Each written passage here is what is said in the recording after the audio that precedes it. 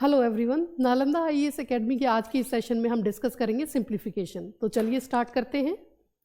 Simplification के जो questions हैं इनमें क्या है कि आपको बस ये समझना है कि वो आपको क्या कहना चाह रहे हैं। अगर आप उस स्टेटमेंट से अपना जो भी इक्वेशन है वो बना लेंगे तो आपको ये बहुत ही ईजिली आप इसे सॉल्व कर पाएंगे। तो चलिए देखते हैं, इन क्वेश्चंस को करने के बाद आप शायद ये अच्छे से समझ पाएँ।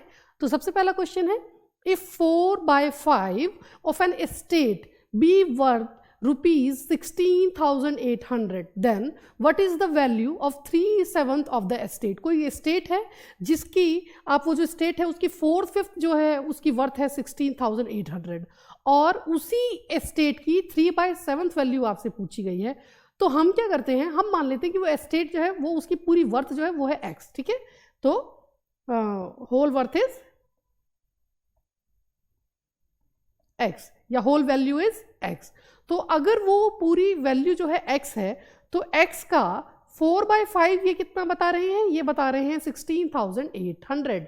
ठीक है, 16,800। और आपको इससे क्या होगा कि आप इसके थ्रू आप x की पूरी वैल्यू निकाल सकते हैं। कैसे? तो x इक्वल टू 16,800, ये जो 5 नीचे है वो ऊपर चला जाएगा मल्टीप्लाई में, और जो 4 इससे मल्टीप्लाई हो रहा है वो नीचे आ जाएगा डिवाइड में। तो इससे आप देखते हैं x पता लग जाएगा, यानी कि उस एस्टेट की पूरी वैल्यू पता लग जाएगी। अब मैं इसको सॉल्व करने से पहले मैं डायरेक्ट क्या करती हूँ, मैं यहीं पर इसकी जो क्वेश्चन में पूछा गया है वो यहीं निकाल लेते हैं। कैसे? What is the value of 3/7 of the estate, कि इस पूरे एस्टेट की 3/7 वैल्यू क्या होगी। तो यहीं अगर मैं इसका 3/7 निकाल लूँ तो मेरा आंसर निकल जाएगा। तो आप क्या है, एक ही स्टेप में ये क्वेश्चन को सॉल्व कर सकते हैं। तो चलिए ज़रा इसे सॉल्व करते हैं। 7 2 ज़ा 14, 7 4 ज़ा 28, 0 0, 4 से करेंगे तो 4 6 ज़ा 12, 0 0, तो 600 इंटू 5 इंटू 3, 5 3 ज़ा 15, 15 6 ज़ा 90, यानी कि क्या है, इस जो एस्टेट है इसकी 3/7 वैल्यू क्या होगी, 9,000। आई होप आपको समझ में आया होगा। हमने कुछ नहीं किया है, जैसा इन्होंने क्वेश्चन में कहा वैसा ही हमने किया है कि इन्होंने बताया कि कोई एस्टेट है उसकी जो 4/5 वैल्यू है वो है 16,800, तो उसकी 3/7 वैल्यू क्या होगी। तो सबसे पहले हमने उस एस्टेट की पूरी वैल्यू निकाल ली और फिर उसका 3/7 निकाल दिया है ना, ईजी। तो चलिए चलते हैं नेक्स्ट क्वेश्चन पे। Next question is, a sum of rupees 312 was divided among 100 boys and girls in such a way that each boy gets rupees 3.60, यानी कि 3 रुपीज 60 पैसा, and each girl rupees 2.40 means 2 rupees and 40 पैसा। तो find the number of girls, कि कितनी girls हैं। तो यहाँ क्या है, 312 रुपये इन्होंने बांटे हैं 100 बॉयज़ और गर्ल्स में, जिसमें हर बॉय को 3 रुपये 60 पैसे मिलते हैं और हर एक लड़की को, गर्ल को 2 रुपये 40 पैसे मिलते हैं। तो आपको बताना है कि नंबर ऑफ गर्ल्स कितना है। तो देखिए टोटल जो नंबर है बॉयज़ एंड गर्ल्स का वो है 100। तो हम क्या कर लेते हैं, लेट मीन्स हम क्या लेट कर रहे हैं कि गर्ल्स जो है वो क्या है, x है, नंबर जो गर्ल्स का है वो x है। तो बॉयज़ क्या होगा, टोटल अगर 100 है उसमें से मैं जो गर्ल्स है उनको माइनस कर दूँ तो मुझे बॉय पता लग जाएंगे कि बॉयज़ कितने हैं। तो बॉयज़ 100 माइनस x। तो चलिए अब ज़रा जो डिवीजन है वो देख लेते हैं कि क्या इसमें इक्वेशन बनेगी। तो 3.60 मिल रहा है एक लड़के को, तो एक लड़के को अगर 3.60 मिल रहा है तो नंबर टोटल कितना है, वो है 100 माइनस x बॉयज़ का। उसको इससे मल्टीप्लाई कर देंगे तो हमें पता लग जाएगा कि बॉयज़ को कितना पैसा मिला है, प्लस एक लड़की को अगर 2 रुपये 40 पैसे मिलते हैं और नंबर ऑफ गर्ल्स है x, तो उसको मल्टीप्लाई करेंगे तो हमें पता लग जाएगा कि टोटल लड़कियों को कितना पैसा मिला है, और इन दोनों का जो सम है वो कितना है, वो है 312 रुपये। अब आप इसे सॉल्व करेंगे तो आपको पता लग जाएगा कि x की वैल्यू क्या है। तो चलिए ज़रा सॉल्व करते हैं।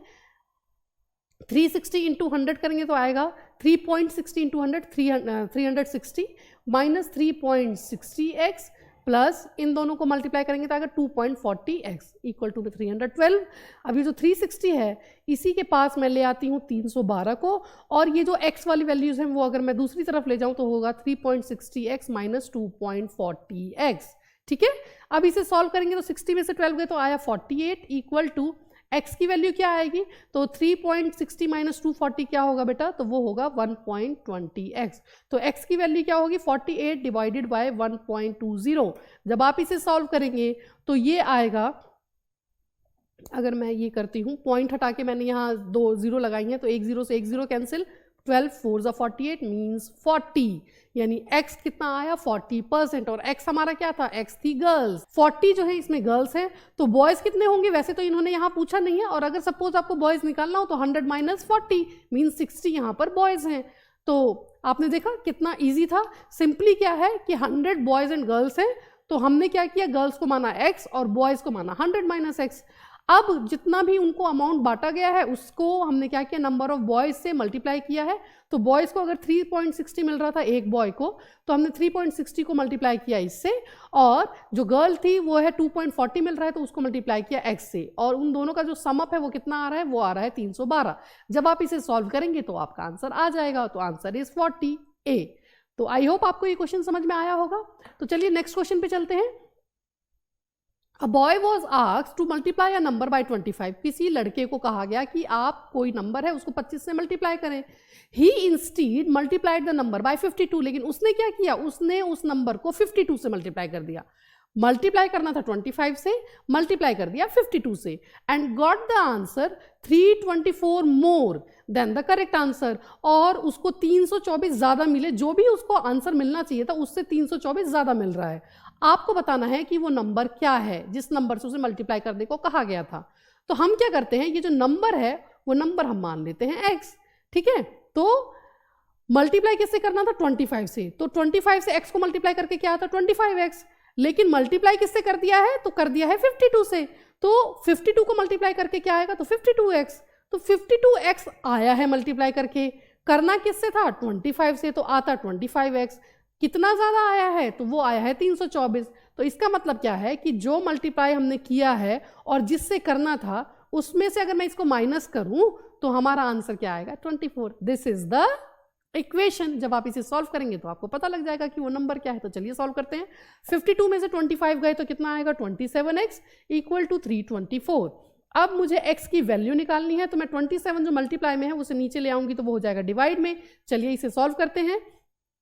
तो अगर मैं 3 से करूँ, 3 9 जा, 3 से करेंगे 3 1 0 8 आएगा, 9 1 जा 9, 9 2 जा 18, x इक्वल टू 12। यानी कि वो जो नंबर जिसे मल्टीप्लाई करने को कहा गया था वो क्या है, 12 है। तो आंसर इज A, यानी कि वो नंबर क्या है, 12 है। 12 से मल्टीप्लाई करने को कहा गया था 25 को, लेकिन इन्होंने क्या किया, 12 को मल्टीप्लाई कर दिया 52 से। क्लियर है। तो हमने क्या किया, तो 52x में से माइनस किया 25x को, तो हमें पता लगा कि वो क्या था, 324 ज़्यादा आया था। उसको जब आप रखेंगे तो आपका आंसर आ जाएगा। तो चलिए चलते हैं नेक्स्ट क्वेश्चन पे। A TV and a VCR together cost ₹35,000। एक टीवी लिया गया है, एक वीसीआर लिया गया है। इन दोनों की जो कॉस्ट है वो टोटल कितनी पड़ी है, तो 35,000 पड़ी है। अब आगे क्या कह रहे हैं, ये कह रहे हैं कि if TV is 1.5 times costlier then VCR, कि वीसीआर की जितनी भी कॉस्ट है उससे 1.5 गुना ज्यादा कॉस्ट है किसकी, टीवी की। तो आपको बताना है find the cost of VCR, कि वीसीआर की कॉस्ट क्या रही होगी। तो चलिए हम क्या करते हैं, मान लेते हैं कि वीसीआर की कॉस्ट क्या है, x है। तो टीवी की कॉस्ट क्या होगी, इससे 1.5 गुना ज्यादा, यानी कि 3/2x, है ना। देखिए 1/2 होता है, जब आप इसे ओपन करेंगे 2 1 2 + 1 यानी 3/2, ठीक है। तो टीवी की कॉस्ट आ गई 3/2x।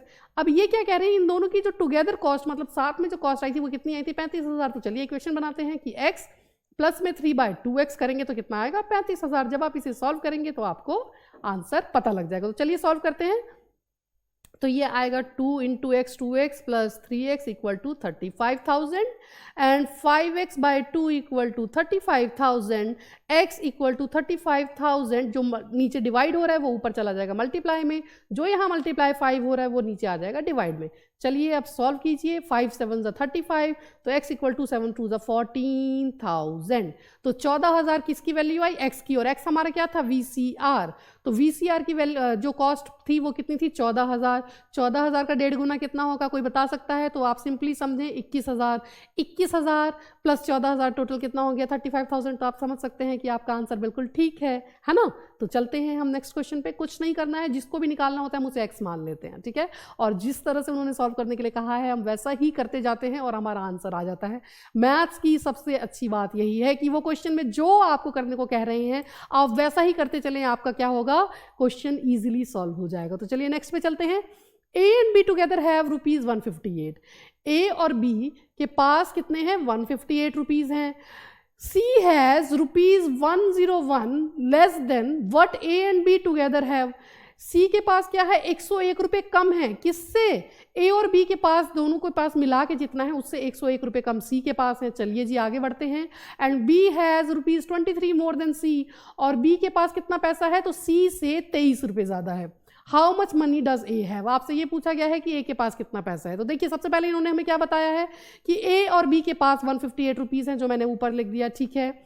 अब ये क्या कह रहे हैं कि सी के पास 101 रुपये कम है, किससे, ए और बी के पास जो आपस में एक साथ मिलके जितना पैसा है उससे 101 रुपये कम है। तो सी के पास कितना है, इनके पास आपस में मिलके था 158, उससे 101 रुपये कम, यानी कि ये कितना आया, 57 रुपीज़।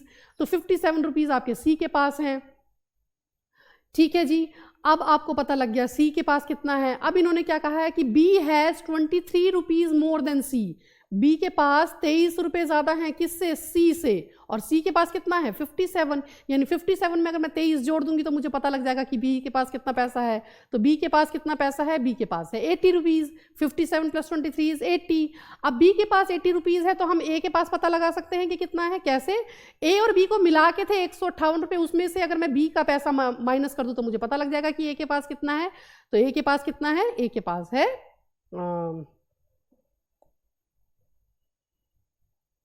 78 रुपीज़, कितना है, 78 रुपीज़। तो ए के पास है 78, बी के पास है 80 और सी के पास है 57। इन्होंने हमसे क्या पूछा है, how much money does A have, कि ए के पास कितना पैसा है। तो ए के पास कितना है, 78। आई होप आपको ये क्वेश्चन समझ में आया होगा। तो चलते हैं हम नेक्स्ट क्वेश्चन पे। Next question is the price of 10 chairs is equal to that of 4 tables. 10 chairs का जो पैसा है, प्राइस है, वो किसके इक्वल है, 4 टेबल्स के इक्वल है। चलिए जी ठीक है।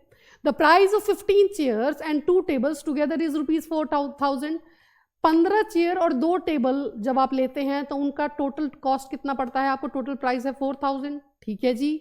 Find the total price of 12 chairs and 3 tables, आपको बताना है कि टोटल प्राइस कितना है, किसका, 12 चेयर्स और 3 टेबल्स का। तो चलिए निकालते हैं।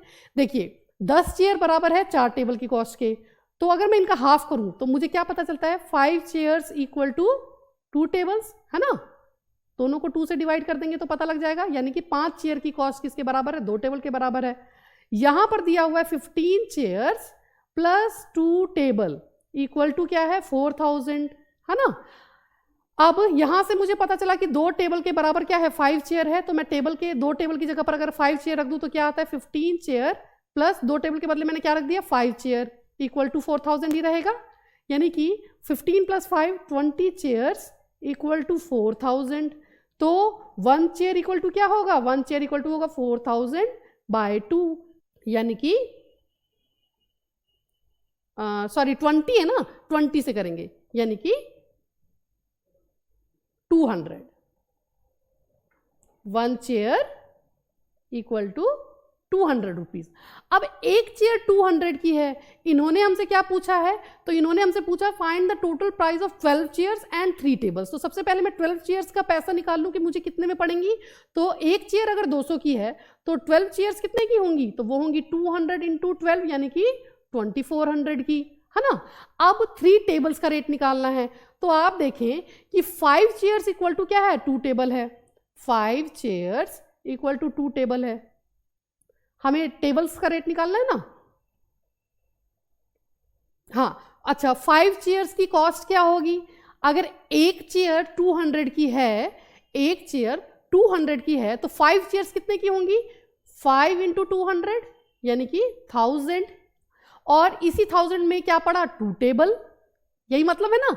5 चेयर के बराबर अगर 2 टेबल्स है, एक चेयर का रेट अगर 200 है तो 5 चेयर्स का क्या होगा 1000, और 1000 में अगर 5 चेयर्स आ रही हैं तो उतने की हमें 2 टेबल्स भी पड़ेंगी, यानी कि 2 टेबल्स इक्वल टू 1000 रुपीज। तो 1 टेबल इक्वल टू क्या होगा, 1000 डिवाइडेड बाय 2 मीन्स 500। तो 500 की है एक टेबल, हमें कितने का देखना है, 3 टेबल का। तो 3 टेबल इक्वल टू क्या होगा, 3 टेबल इक्वल टू 500 × 3 मीन्स 1500। तो टोटल पैसा हमारा कितना लगेगा 12 चेयर्स एंड 3 टेबल्स में, तो इन दोनों को प्लस कर दें तो वो आएगा 549,213 3900। तो आंसर इज डी।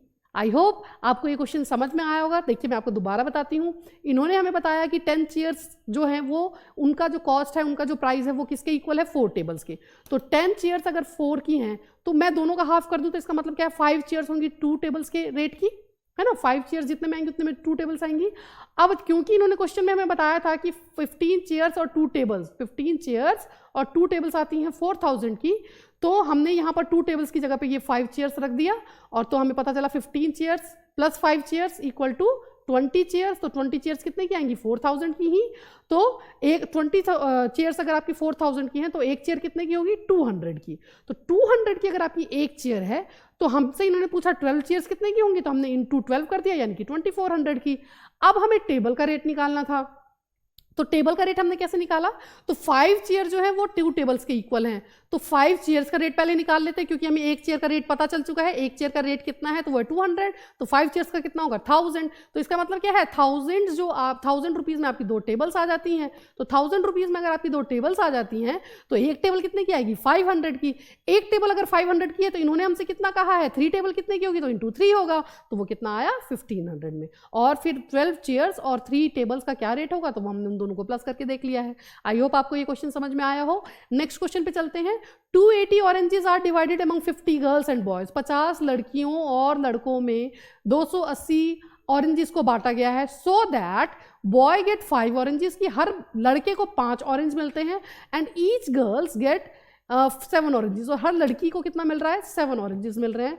तो how many girls are there, यहाँ पर कितनी लड़कियां हैं आपको ये बताना है। तो चलिए लड़कियां बतानी है तो हम लड़कियों को मान लेते हैं, गर्ल्स क्या हैं, x हैं। तो बॉयज़ कितना होंगे, देखिए दोनों को मिला के 50 हैं, तो 50 में से अगर मैं गर्ल्स की संख्या को माइनस कर दूं तो मुझे पता लग जाएगा बॉयज़ कितने हैं, यानी कि बॉयज़ कितने हैं, 50 माइनस x। अब इन्होंने क्या कहा है कि गर्ल्स हैं x, एक लड़की को कितने मिलते हैं, 7 ऑरेंजेस। तो हर लड़की को अगर 7 ऑरेंजेस मिले हैं तो टोटल इनमें कितने ऑरेंजेस बटे, 7 इंटू एक्स। एक लड़के को मिलते हैं 5 ऑरेंजेस, नंबर ऑफ बॉयज कितने हैं, 50 माइनस एक्स, है ना।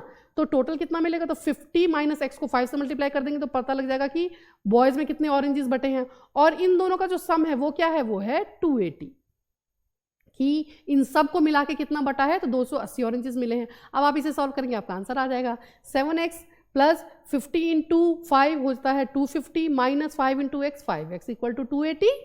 7x minus 5x equal to 280 minus ये जो प्लस में 250 है इसको हम यहाँ ले आएंगे। हमने x को एक तरफ कर दिया और ये जो नंबर था उसको एक तरफ किया। 7x में से 5x गए 2x इक्वल टू 280 में से 250 गए 30। x equal to 30/2 means 15। तो इसका मतलब क्या है, गर्ल्स कितनी है यहाँ पे, 15। Answer is a. जितने भी ऑरेंजेस बटे हैं उसके लिए हमने इक्वेशन कैसे बनाई, तो 7 बटे हैं लड़कियों में, 5 बटे हैं लड़कों में। तो लड़की को माना x, लड़कों को माना 50 माइनस x, और इसे सॉल्व कर देंगे। आई होप आपको ये क्वेश्चन समझ में आया हो। Next question is ABC are partners in a company, की एक कंपनी में ABC पार्टनर्स हैं। ड्यूरिंग अ पर्टिकुलर ईयर, किसी पर्टिकुलर ईयर में क्या हुआ है, A receive 1/3 of the profit, A को 1/3 प्रॉफिट मिला है, B receive 1/4 of the profit, B को 1/4 प्रॉफिट मिला है, और C को मिला है रिमेनिंग की, और वो रिमेनिंग कितना है, तो वो रिमेनिंग है 5000। आपको बताना है how much did a receive, की ए को कितना मिला है। तो देखिए हम टोटल अगर मान लें कि टोटल है 1, ठीक है, टोटल अगर 1 है तो 1/4 जो है वो मिला है आपके ए को मिला है 1/3, ए को मिला है 1/3 और बी को मिला है 1/4, ठीक है। अगर हम टोटल मान लें 1 में से अगर मैं 1/3 माइनस करूं जो कि ए का हिस्सा है, और 1/4 माइनस करूं जो कि बी का हिस्सा है, तो हमें सी का हिस्सा पता लग जाएगा, क्योंकि टोटल जो है उसे हमने 1 माना है। तो 1 माइनस 1/3 माइनस 1/4 होगा सी का हिस्सा, ठीक है।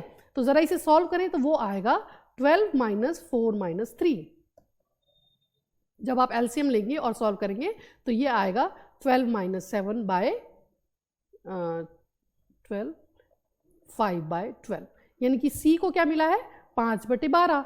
और ये जो 5/12 है वो है कितना, तो वो है 5/12 जो है वो है 5000 के बराबर।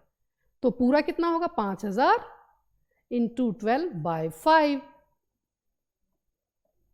यानी कि 12000। तो सी को अगर 5000 मिले हैं जो कि उस पूरे एक का 5/12 हिस्सा है, तो टोटल कितना है, टोटल है 12000। अब 12000 में से इन्होंने पूछा ए को कितना मिला है, और ए का हिस्सा क्या है, 1/3। तो 12000 का 1/3 निकालना हो तो वो कितना आएगा, 4000। तो आंसर इज ए। तो ये है एक मेथड कि आप टोटल को मान ले 1 और उसमें से ए का हिस्सा जो कि था 1/3 और बी का हिस्सा जो कि था 1/4 उसको माइनस करेंगे तो आपको पता लग जाएगा कि सी का हिस्सा कितना है, और सी का हिस्सा पता लगने के बाद हम टोटल निकाल लेंगे और उसके बाद हम ए का हिस्सा निकाल लेंगे। एक तो तरीका ये है। दूसरा क्या है कि हम क्या करें, हम मान लेते हैं कि जो टोटल है वो है x, टोटल क्या है वो है x, और x में से हम a का हिस्सा और b का हिस्सा अगर लेस कर दें तो उसके बाद हमें c का पता लग जाएगा, और जब हमें c का पता लगेगा तो उसके बाद हम टोटल निकाल के और उसके बाद a की जो भी उसकी अमाउंट है वो हम निकाल लेंगे। तो चलिए ज़रा निकालते हैं। देखिए टोटल हम मान लेते हैं x, तो a को कितना मिला x/3, b को कितना मिला x/4, तो c को कितना मिलेगा टोटल में से x/3 माइनस x/4, तो वो क्या आएगा, वो आएगा 12x minus 4x minus 3x means 12x minus 7x/12 means 5x/12। ठीक है, तो c का क्या है 5x/12 और वैसे कितना मिला है उसे 5000, तो ये क्या होगा x इक्वल टू 5000/5 × 12, और जब आप इसे सॉल्व करेंगे तो ये आ जाएगा 12,000, है ना। तो इस तरीके से भी आप कर सकते हैं। अब ये टोटल आ गया 12,000, तो a को कितना मिलेगा 12,000 का बाय थर्ड पार्ट मीन्स 4,000, या आप क्या करें कि 5,000 है आपका टोटल c का हिस्सा, प्लस a को मिला है x/3 और प्लस b को मिला है x/4, और इन सब का टोटल कितना होगा वो होगा x। आप इस तरीके से भी सॉल्व करेंगे तो भी आ जाएगा। ठीक है, तो एक इक्वेशन आप इस तरीके से बना के भी कर सकते हैं। तो वो आएगा आपका 60,000 प्लस में 4x plus 3x equal to x, तो 60,000 plus 7x equal to x/12, तो 12x minus 7x equal to 60,000, 5x equal to 60,000, x equal to 60,000/5 जो कि x आएगा आपका 12,000। तो देखा, आप इस तरीके से भी कर सकते हैं। ठीक है, तो 3 तरीके हैं, आपको जो भी इजी लगे आप कर सकते हैं। आप टोटल मान लें 1 और 1 में से a और b का हिस्सा माइनस कर दें, c का हिस्सा आ जाएगा। c का हिस्सा आपको पता ही है कि 5,000 है, तो 5/12 के अकॉर्डिंग उसको रख के भी आप इसे सॉल्व कर सकते हैं। तो मैंने ये 2-3 तरीके बताए, जो भी आपको इजी लगे आप इजीली कर सकते हैं। ठीक है, तो चलते हैं हम नेक्स्ट क्वेश्चन पे। Next question is a man leaves ₹8600 to be divided among 5 sons and 4 daughters and 2 nephew। ठीक है, 8600 रुपये हैं, उसको 5 बेटों, 2 आपके जो 4 बेटियों और 2 भतीजे जिस पे भी बांटना है। If each daughter receive 4 times as much as nephew, जो बेटी है उसको कितना मिल रहा है 4 टाइम्स ज़्यादा मिल रहा है नेफ्यू से, and each son receive 5 times as much as nephew, और बेटे को कितना मिल रहा है जितना भी नेफ्यू को मिल रहा है उसका 5 टाइम्स। ठीक है, तो how much does each daughter receive, आपको ये बताना है कि हर बेटी को कितना मिल रहा है बताना है। तो ठीक है, हम क्या करते हैं कि यहाँ हम नेफ्यू को मान लेंगे, नेफ्यू को मान लेते हैं x। ठीक है, क्योंकि नेफ्यू के ही अकॉर्डिंग इन्होंने बताया। फिर डॉटर को कितना मिलता है, डॉटर को मिलता है नेफ्यू का 4 टाइम्स, यानी कि इसे मिलेगा 4x, और जो आपका सन है उसे कितना मिलेगा नेफ्यू का 5 टाइम्स, यानी कि इसको मिलेगा 5x। ठीक है, अब इक्वेशन बनाते हैं। क्या इनके बेटे कितने हैं, बेटे हैं 5, एक बेटे को मिल रहा था 5x और बेटे हैं 5, तो 5 × 5x बेटे को मिला। डॉटर्स कितनी है 4 और एक डॉटर को मिलता है 4x, यानी 4 × 4x, ये सारा बेटी में बटेगा। प्लस नेफ्यू है 2 और एक नेफ्यू को मिलता है x, तो 2 नेफ्यू है और एक को मिलता है x, तो ये इस तरीके से मिलेगा। इक्वल टोटल जो है वो बटना कितना है, तो वो बटना है 8600। आई होप आप समझ पा रहे होंगे कि बेटे को मिल रहा है 5x, बेटी को मिल रहा है 4x और नेफ्यू को मिल रहा है x। इन सब का जब आप टोटल करेंगे तो आपको पता लग जाएगा कि टोटल कितना बढ़ रहा है। तो चलिए अब जरा वैल्यूज निकाल लेते हैं। 5 5 = 25x, प्लस में 4 4 = 16x, प्लस में 2 × x 2x इक्वल टू 8600। 25 और 16 और 2 तो कितना हो गया 43x equal to 8600, x equal to 8600/43, 43 2 = 86, 0 0 यानी x इक्वल टू 200। तो यानी कि नेफ्यू को कितना मिल रहा है, 200 मिल रहा है। तो डॉटर का इन्होंने पूछा है, डॉटर को कितना मिल रहा था, डॉटर को मिल रहा था 4x, यानी कि 4 into 200, 4 into 2 800। Answer is 800, answer is B. ठीक है, क्या किया, 5 सन 4 डॉटर एंड 2 नेफ्यूज में बंटना था 8600। कितना मिलेगा, तो नेफ्यू को जितना मिलता है उसका 4 टाइम्स मिलेगा डॉटर को, और नेफ्यू को जितना मिलता है उसका 5 टाइम्स मिल रहा है सन को। तो नेफ्यू को मान लिया हमने x, डॉटर को मान लिया 4x मिलेगा, और एक सन को मिलेगा 5x। तो फिर जब हमने देखा सन है 5, उससे मल्टीप्लाई किया 5x को, डॉटर्स हैं 4, उससे मल्टीप्लाई किया 4x को, और नेफ्यू है 2 तो उससे मल्टीप्लाई किया x को, और इन सबका टोटल कितना है 8600, जो कि इनके आपस में बंटना है। इसको आप सॉल्व करेंगे तो आपको अमाउंट पता चल जाएगा। आई होप आपको ये क्वेश्चन समझ में आया होगा। तो चलते हैं हम नेक्स्ट क्वेश्चन पे। Sachin get 3 marks for each correctly done question. एक क्वेश्चन जो भी वो ठीक करते हैं उसके लिए उनको 3 मार्क्स मिलते हैं, but loses 2 marks for each wrongly done question. और अगर वो जो भी क्वेश्चन रॉन्ग कर रहे हैं उसके उनके 2 मार्क्स कटते हैं। ही अटेम्प्ट्स 30 क्वेश्चंस, टोटल उन्होंने 30 क्वेश्चंस अटेम्प्ट किए and get 40 marks. 30 questions attempt करने के बाद उनको मिले हैं 40 मार्क्स। तो how many questions he has attempt correctly, आपको ये बताना है कि करेक्टली उन्होंने कितने क्वेश्चंस अटेम्प्ट किए हैं। तो देखिए जो भी निकालना है उसे मान लेते हैं x। तो करेक्टली अटेम्प्टेड क्वेश्चंस को हम मान लेते हैं, करेक्टली जो किए हैं वो है x नंबर ऑफ क्वेश्चंस जो है इन्होंने करेक्ट अटेम्प्ट किए। देखिए टोटल कितने किए हैं, टोटल किए हैं 30 टोटल किए हैं, और जो करेक्टली अटेम्प्ट किए वो हम मान लेते हैं x। तो रॉन्ग कितने किए होंगे, रॉन्ग किए होंगे 30 माइनस x, है ना।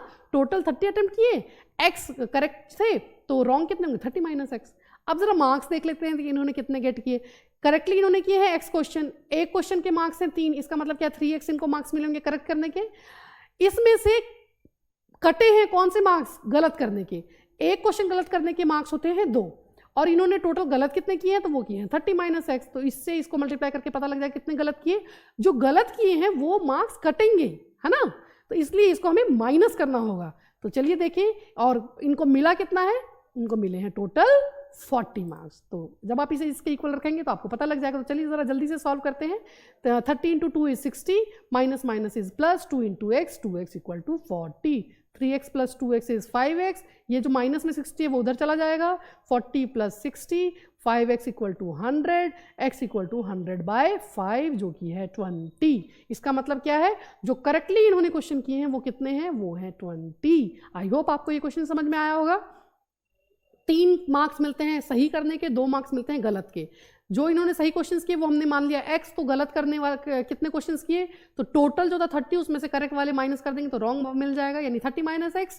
और फिर हमने इसको इसकी वैल्यू के अकॉर्डिंग रख के देखा इनको मार्क्स कितने मिले 40, और जब आप इसे सॉल्व करेंगे तो आपको आंसर मिल जाएगा। चलते हैं नेक्स्ट क्वेश्चन पे। A monkey could climb 6 meter of a round pole. एक कोई राउंड पोल है जिसमें मंकी जब चढ़ता है तो 6 मीटर एक बार में चढ़ जाता है इन 1 मिनट, 1 मिनट में, ठीक है, बट स्लिप 3। लेकिन क्या होता है कि वो जब कूदता है पोल पे वो चढ़ा 6 मीटर चढ़ा है 1 मिनट में, लेकिन 3 मीटर वो फिसल जाता है, स्लिप हो जाता है, ठीक है, इन दी नेक्स्ट मिनट। 1 मिनट में चढ़ा 6 मीटर और दूसरे मिनट में 3 मीटर खिसक के नीचे आ गया, ठीक है जी। What time will it take him to reach the top of the pole? तो आपसे पूछा गया है कि वो जो पोल है उसके टॉप पे पहुंचने में उनको कितना टाइम लगेगा, विच इज 21 मीटर लॉन्ग, और वो जो पोल है वो टोटल कितना है 21 मीटर लॉन्ग है। एक को पोल है 21 मीटर का, आपके मंकी को चढ़ना है। एक मंकी जो है वो क्या करते हैं 6 मीटर 1 मिनट में चढ़ते हैं और दूसरे मिनट में 3 मीटर स्लिप हो जाते हैं।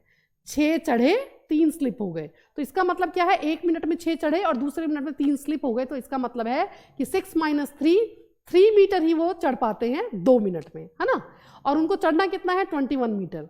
तो देखिए इसमें एक बात आपको समझनी होगी, 21 मीटर का पोल है तो लास्ट में जब वो चढ़ रहे होंगे, लास्ट वाला जो मिनट होगा उसमें वो जो 6 मीटर चढ़ेंगे तो उतरेंगे नहीं, क्यों, क्योंकि वो ऊपर हेड पे पहुंच चुके हैं, है ना। तो लास्ट वाले मिनट में वो कितना चढ़ेंगे, पूरा 6 मीटर चढ़ जाएंगे। 21 मीटर का पोल है, लास्ट में वो चढ़े 6, यानी कि बचा कितना 15। लास्ट वाले मिनट में, लास्ट मिनट में वो चढ़ेंगे 6 मीटर, ठीक है। और वैसे क्या होता है 1 मिनट में 6 चढ़े और दूसरे मिनट में आपके 3 उतर गए, यानी कि 2 मिनट्स में इनका क्या रेशियो बन रहा है कि वो 2 मिनट्स में 3 मीटर चढ़ते हैं, है ना। अच्छा, टोटल जो आपका पोल है वो है 21 मीटर का, 21 में से 6 वो लास्ट मिनट में चढ़ेंगे, यानी कि बच्चे कितने 15 मीटर इनको चढ़ना है। और ये 15 मीटर जो इनको चढ़ना है उसमें क्या हो रहा है कि उसमें ये हो रहा है कि 3 मीटर चढ़ने में इनको लगते हैं 2 मिनट, तो 1 मीटर चढ़ने में कितना लगेगा 2/3 मिनट, तो 15 मीटर चढ़ने में कितना लगेगा 2/3 × 15 यानी कि 10 मिनट। 10 मिनट में ये जनाब जो हैं, ये जो आपके मंकी हैं, ये 10 मिनट्स में 15 मीटर चढ़ जाएंगे। 10 मिनट में चढ़े और लास्ट वाला जो 1 मिनट है उसमें वो ये 6 मीटर चढ़ जाएंगे, यानी कि टोटल इनको लगे 11 मिनट। तो आंसर इज ए। बस इसमें एक यही चीज़ समझने वाली है कि लास्ट वाला जो मिनट है उसमें वो पूरे 6 चढ़ेंगे, उसमें वो स्लिप नहीं कर रहे हैं, ठीक है। तो वो वाला हम पहले ही लेस कर लेते हैं, तो हमें पता चलता है कि उनको 15 मीटर चढ़ना है और 1 मिनट में वो 6 चढ़ते हैं और नेक्स्ट मिनट में वो 3 उतर जाते हैं। इसका मतलब है कि 2 मिनट में वो 3 मीटर चढ़ पा रहे हैं। तो 15 मीटर कितने में चढ़ेंगे, तो 15 मीटर वो चढ़ेंगे आपके 10 मिनट्स में। आई होप आपको ये क्वेश्चन समझ में आया होगा। तो चलिए नेक्स्ट पे चलते हैं। In an examination the average score of girls is 73। आपका जो एवरेज स्कोर है किसी एग्जाम में, वो जो लड़कियां हैं वो लेती हैं 73 and that of boys is 71। वहीं जो लड़के हैं वो 71 ले रहे हैं average score. The average score of the whole class, पूरी क्लास का एवरेज कितना है, तो वो है 71.8। तो find the percentage of girls, यहाँ परसेंटेज निकालना है कि कितने परसेंटेज ऑफ गर्ल्स हैं आपकी क्लास में। देखिए गर्ल्स का एवरेज क्या है, वो है 73, बॉय और पूरी क्लास का है 71.8 और बॉयज़ का एवरेज क्या है 71। तो ये 3 चीज़ें समझने वाली हैं। तो हम क्या करते हैं, परसेंटेज ऑफ गर्ल्स पूछा है तो हम गर्ल्स को मान लेते हैं x, तो बॉयज़ क्या होंगे आपके परसेंटेज 100 का होता है, तो यानी कि 100 - x होंगे आपके बॉयज़। अब चलिए क्योंकि इन्होंने एवरेज भी बताया हुआ है, तो अगर x गर्ल्स हैं, एक जो लड़की है वो आपके 73 जो है वो ले रही है एवरेज स्कोर, तो उसको हम मल्टीप्लाई कर देंगे तो हमें टोटल पता लग जाएगा कि लड़कियां कितना स्कोर कर रही हैं, प्लस बॉयज़ कितने हैं, वो हैं 100 - x, और एक लड़का कितना स्कोर कर रहा है एवरेज, तो वो 71 स्कोर कर रहा है। तो इसको जब हम इससे मल्टीप्लाई करके इन दोनों को जब ऐड करेंगे तो टोटल क्लास में क्या है 100 है, परसेंटेज हमने 100 माना है, और वो कितना स्कोर कर रही है, तो वो कर रही है 71.8। टोटल जो स्कोर है आपके एवरेज पूरी क्लास का, वो यहाँ रख देंगे। जब आप इसे सॉल्व करोगे तो आपको नंबर पता लग जाएगा कितना परसेंटेज है गर्ल्स का। तो चलिए ज़रा जल्दी से सॉल्व करते हैं। 73 × x is 73x plus 100 × 71 7100 plus minus 71 × x 71x equal to 100 से जब आप इसे मल्टीप्लाई करेंगे तो ये आएगा 7180, पॉइंट हट जाएगा ना। तो 73x में से 71x गए तो हो गया 2x। ये जो प्लस में 7100 है इसको हम इस तरफ ले आएंगे, तो ये इसमें प्लस में था, इधर आ गया माइनस में। 2x equal to 80, x equal to 80/2 जो कि होता है 40। ये आया है आपका परसेंटेज में, यानी कि गर्ल्स का परसेंटेज क्या है, वो है 40%। ईजी है, बस ये समझना है कि जो निकालना है हमने उसे ही x मान लिया। गर्ल्स की परसेंटेज निकालनी थी, हमने उसे x मान लिया। बॉयज़ कितने होंगे, तो 100 - x, और उनके जो एवरेज स्कोर था उससे मल्टीप्लाई करके दोनों को ऐड कर दिया है और होल क्लास का वहाँ पर एवरेज रख दिया है। जब आप इसे सॉल्व करेंगे तो आपका आंसर आ जाएगा। नेक्स्ट क्वेश्चन पे चलते हैं। If 3/7 of 2/5 of a number is 198, कोई नंबर है उसके 3/7 का 2/5 जो है वो है 198, तो आपको वो नंबर बताना है। तो देखिए हम मान लेते हैं कि नंबर क्या है, वो नंबर है x। तो x के 3/7 का 2/5 क्या कह रहे हैं 198। इजी क्या है, x के 3/7 का 2/5 क्या है 198। हम एज इट इज वैसे रख देंगे, आपका नंबर निकल जाएगा। सॉल्व करते हैं, x को यहीं छोड़ दें 198, ये जो नीचे 7 और 5 है वो ऊपर चला जाएगा और जो 3 और 2 है वो नीचे आ जाएगा। चलिए सॉल्व करिए जल्दी से। 3 6 18, 3 6 18, 2 से काटेंगे आएगा 33। तो 33 × 7 5 35, तो 35 × 33 जो कि आता है 1155, 1155। Answer is B. इजी, इसमें कुछ भी नहीं करना था, जो उन्होंने कहा है एज इट इज वैसा कर दिया है कि x × 3/7 × 2/5। नेक्स्ट क्वेश्चन पे चलते हैं। There are 2 classrooms A and B. If 10 students are sent from A to B, the number of students in the 2 rooms are equal. आपका क्या है, 2 क्लासरूम्स हैं A और B, 10 स्टूडेंट्स को A से B में भेज दिया गया, तो यहाँ पर क्या है, नंबर ऑफ स्टूडेंट जो है A और B क्लास में वो इक्वल हो गए। If 20 students are sent from B to A, अगर 20 स्टूडेंट्स को आप B से A में भेज देंगे, the number of students in A is double, तो फिर A क्लासरूम में डबल बच्चे हो जाते हैं। ठीक है, B से आपने क्या किया है, A में भेजे हैं तो A में हो गया डबल। आपको ये बताना है how many students are there in a classroom A, कि ए रूम में कितने बच्चे हैं। तो देखिए यहाँ पर दो सिचुएशंस हैं। सबसे पहले क्या है कि 10 स्टूडेंट्स को भेजा है ए टू ए। तो देखिए ए रूम एंड बी रूम, ए में हम मान लेते हैं x बच्चे हैं, बी में हम मान लेते हैं y बच्चे हैं। तो सबसे पहले क्या किया गया है कि a से 10 स्टूडेंट्स को निकालकर b में भेज दिया गया है, और इन्होंने कहा है कि सिचुएशन क्या बनी है, ये यहाँ पर इक्वल हो जाएगा। ठीक है, तो अब जरा इसे सॉल्व करें तो ये आपका आता है 10 + 10 यानी x - y = 20। ठीक है, दूसरी सिचुएशन क्या है कि ए क्लास एंड बी क्लास, ए में है x बच्चे, बी में है y बच्चे। इन्होंने क्या कहा है कि 20 students are sent from B to A, B में से 20 स्टूडेंट्स को निकाल के ए में भेज दिया गया। तो क्या होगा, then the number of students in A is double. ये जो ए है इसमें डबल हो गया है, तो अगर इसमें डबल हो गया है तो इसका मतलब क्या है, अगर मैं इसे 2 से मल्टीप्लाई करूं तो मैं यहाँ पर इक्वल का साइन लगा सकती हूँ। अब चलिए इसे सॉल्व कर लें। तो x + 20 = 2 × y is 2y minus 20 × 2 40। तो x - 2y = -40 - 20, x - 2y = -60, ये बनता है। तो चलिए अब ज़रा ये जो दोनों आपकी इक्वेशंस हैं इनको ज़रा सॉल्व कर लें। तो एक है आपका x - y = 20, दूसरा है आपका x - 2y = -60। सॉल्व करें तो ये आएगा +- y = 80। y अगर आपका 80 है तो x क्या आएगा, तो हम इसमें y की वैल्यू पुट कर देते हैं। x - y = 20 है, x - 80 = 20, x = 20 + 80 means x = 100। Answer is a. I hope आपको समझ में आया हो कि यहाँ पर रूम ए में कितने बच्चे हैं, 100 बच्चे हैं। ठीक है, और रूम बी में कितने हो गए, तो रूम बी में थे 80।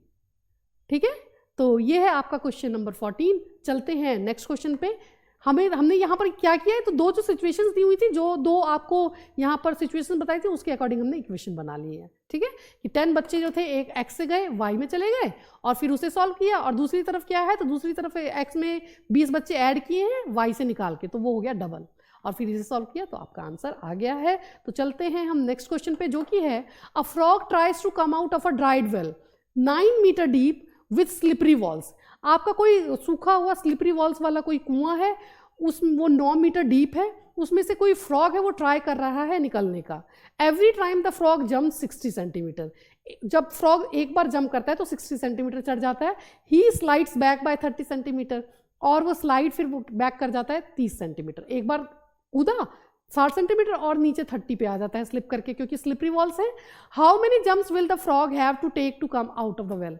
आपको ये बताना है कि उसको कितनी जंप्स लगानी होंगी उस वेल से बाहर आने के लिए। तो देखिए सबसे पहली बात तो ये कि जो लास्ट जंप होगी उसकी वो 60 सेंटीमीटर की ही होगी। क्यों? क्योंकि फिर स्लिप होके जाने के उसके पास रास्ता नहीं है, तो वो बाहर आ जाएगा। तो लास्ट में उसका एक जो है लास्ट जंप इज 60 सेंटीमीटर, ये तो पक्का है। वैसे 1 जंप में वो क्या करता है, 60 कूदता है और 30 स्लिप हो जाता है, मतलब कि वो कितना ही चढ़ पाता है, 30 सेंटीमीटर चढ़ पाता है। और जो आपका जो वेल है वो कितना है, 9 मीटर की वेल है। इसे आप कन्वर्ट कर दें किस में, सेंटीमीटर में। 1 मीटर में अगर आपके होते हैं 100 सेंटीमीटर, तो 9 मीटर में कितने होंगे, 900 सेंटीमीटर। यानी कि 9 मीटर की वेल कितने की है, 900 सेंटीमीटर की है। ठीक है, अब 900 सेंटीमीटर में से 60 सेंटीमीटर तो वो लास्ट वाली जंप में चढ़ जाएगा, यानी कि उसे टोटल कितना वो स्लिप होके चढ़ना है, तो वो चढ़ना है इसको 840 सेंटीमीटर। अच्छा 840 सेंटीमीटर इसको चढ़ना है। एक बार जंप करके वो कितना चढ़ता है, तो वो चढ़ पाता है 60 - 30 यानी कि 30 सेंटीमीटर। तो ये 840 चढ़ने में उसे कितना टाइम लगेगा, ये टाइम उसको लगेगा 3 × 2 = 6 यानी कि 28 जंप्स। 28 जंप्स में वो चढ़ जाएगा 840, और लास्ट जंप जब उसमें हम ऐड कर देंगे 60 सेंटीमीटर की, तो वो पूरा वेल क्रॉस कर जाएगा, यानी कि आंसर इज 29। ठीक है, तो आई होप ऐसा क्वेश्चन हमने अभी पहले भी देखा था जिसमें वो पोल पे चढ़ रहा था मंकी। तो अगर आप इस तरह से देखेंगे तो आपको आई होप ये क्वेश्चन समझ में आ जाएं, और इस तरह के जो सिंप्लीफाई करके करने होते हैं क्वेश्चंस उनकी आप प्रैक्टिस करें। मिलते हैं नेक्स्ट सेशन में कुछ और क्वेश्चंस के साथ। तब तक के लिए टेक केयर, बाय बाय।